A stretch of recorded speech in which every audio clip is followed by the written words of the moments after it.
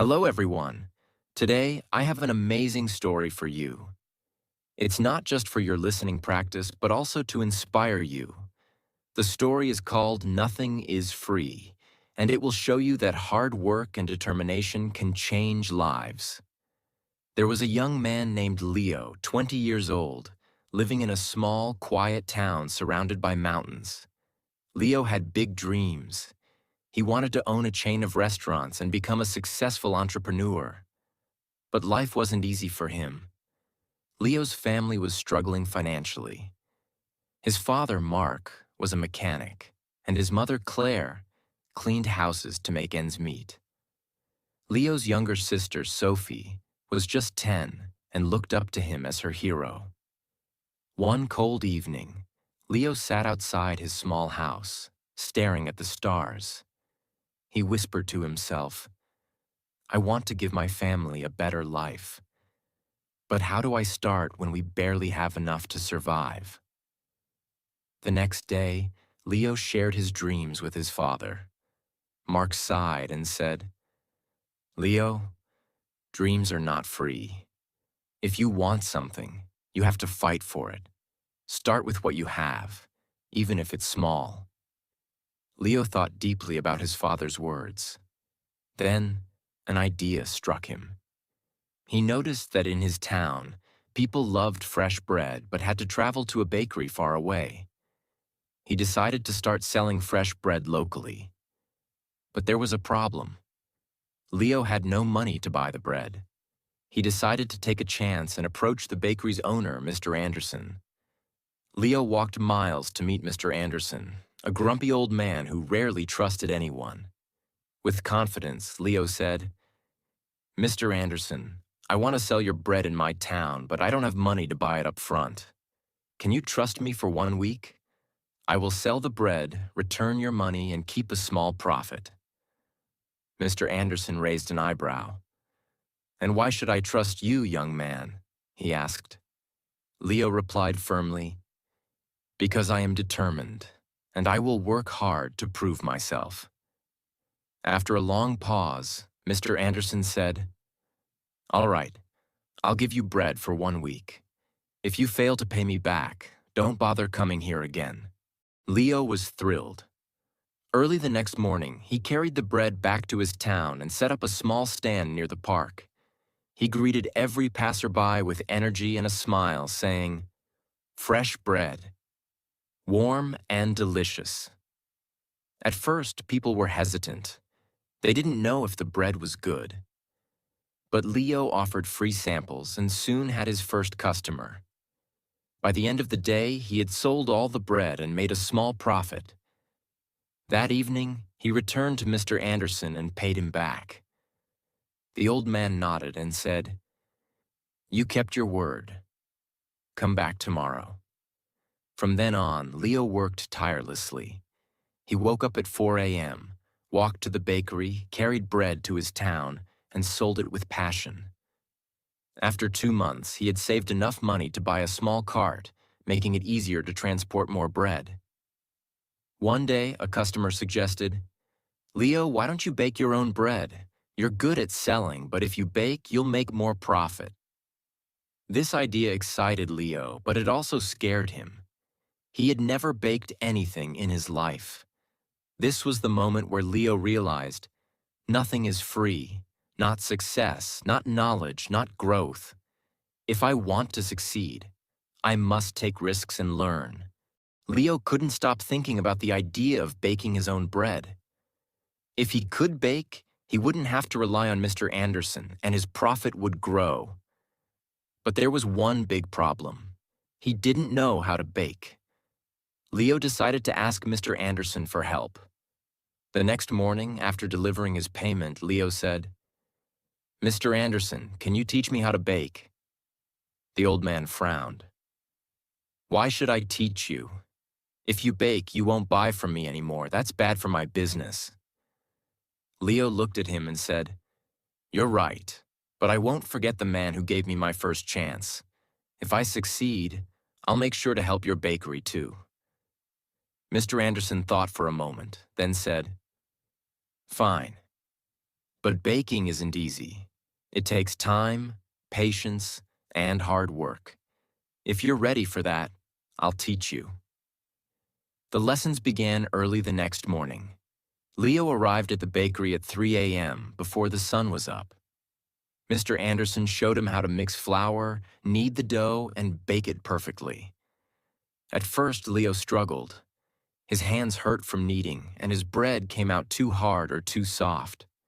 One day, after ruining another batch of bread, Leo sat down, feeling defeated. He said to himself, "Maybe I'm not good enough for this. Maybe I should give up."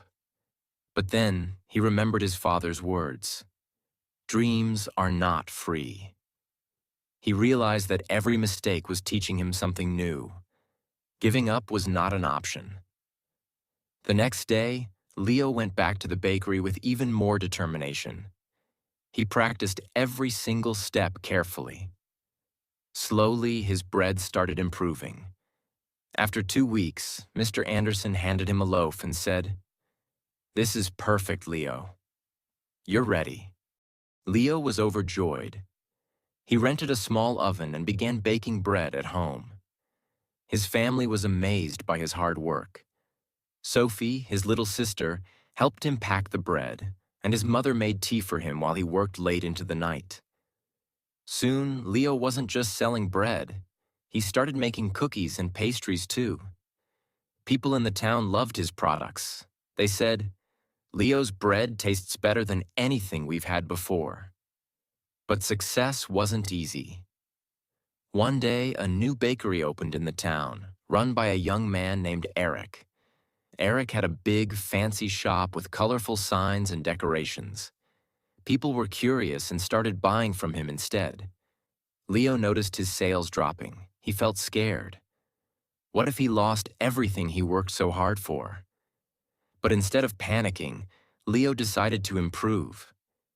He listened to his customers and asked, "What do you like about Eric's bakery? What can I do better?" Some said, "Eric's shop looks clean and pretty." Others said, "His cakes have beautiful designs." Leo realized he needed to grow, not just as a baker, but as a businessman. Using his savings, Leo painted his cart, added bright decorations, and started offering free samples of his new pastries. He even learned how to decorate cakes by watching videos in the library. Slowly, customers returned to him.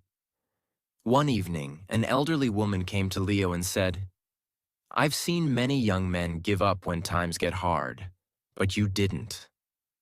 That's why we trust you." Her words filled Leo with pride. Months passed, and Leo's business grew. He saved enough money to rent a small shop. It wasn't as big as Eric's, but it was warm and welcoming. He named it Leo's Fresh Bakes. Every morning he woke up before sunrise, baked fresh bread, and opened his shop with a smile. His parents and sister helped him. Sophie, now 11, loved talking to customers, and Claire managed the accounts. But Leo knew this wasn't the end of his journey. He wanted to reach more people, make his family proud, and prove to himself that anything is possible with hard work. Leo's bakery, Leo's Fresh Bakes, was becoming the heart of the town. People loved his fresh bread, cakes, and pastries. Business was growing, and his family was proud of him. But life wasn't done testing Leo. One stormy night, as Leo was closing his shop, he noticed smoke coming from the bakery. He rushed inside and saw that a small fire had started near the oven. He quickly grabbed water and managed to stop the flames, but much of his equipment was damaged. The next morning, when the townspeople heard about the fire, they came to check on him. Some said, "Oh no, what will Leo do now?" Others whispered, "Maybe this is the end for him." Leo felt heartbroken but not defeated. He stood outside his bakery and said, "This is just a challenge. I've faced struggles before, and I will face this too. I won't give up." He took a deep breath and began making a plan. He calculated how much money he had saved and realized it wasn't enough to replace all the equipment. For a moment, fear crept in. But Leo remembered his journey, how he started with nothing but a dream and hard work. Instead of sitting and worrying, Leo asked for help. He approached Mr. Anderson, who had retired, and said, "Sir, I need advice. What would you do if you were me?" Mr. Anderson smiled and said, "Leo, you already know the answer. You've taught yourself that nothing is free. Work harder, believe in yourself, and people will believe in you too." Inspired, Leo decided to rebuild. He didn't wait for someone to rescue him. He started baking at home again with the little equipment he had left. He told his customers, "I won't let you down. I'll keep serving you, even if it's just a small amount for now." The townspeople admired his courage. Many of them started helping him. Some donated ingredients, others gave small amounts of money, and a few offered their time to help him clean and repair the bakery. Leo realized something important. When you work hard and never give up, people notice. They want to help someone who helps themselves. After months of hard work, Leo reopened his bakery. It was better than ever. He painted the walls, added new decorations, and even introduced new items like cupcakes and muffins. His customers were overjoyed. On the day of the grand reopening, the town's mayor came and said, "Leo, you are a true inspiration. You've shown us all that with determination, anything is possible." Leo stood in front of the crowd and said, "I want to thank each one of you. You've taught me that nothing in life is free. Not success, not respect, not love.